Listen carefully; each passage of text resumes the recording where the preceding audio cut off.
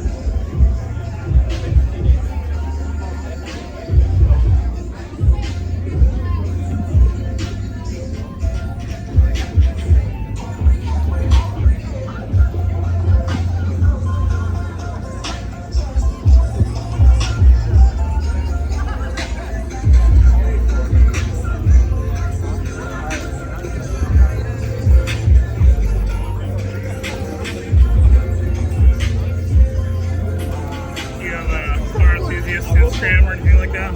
I'm a YouTuber. From the 2022 Batmobile. I don't want to be in it, sorry. You want to be? Okay. Yeah. But we got the actual specs from WB themselves. Wow. It's made, it's based on a, what do you call it? Chevy Challenger, no, Dodge Challenger. Sorry, okay. A little lightheaded. So is that a V8 twin turbo? It's got a 6.2 liter V8 Hemi. Wow. V8 Hemi. Okay. But it's got more horsepower than the actual okay. Batmobiles. It's made completely out of ballistic steel, so wow. It actually is bulletproof. So how long did it take for you to build this? Must have taken at least... My friend built it. He's the founder of Superheroes for Hope.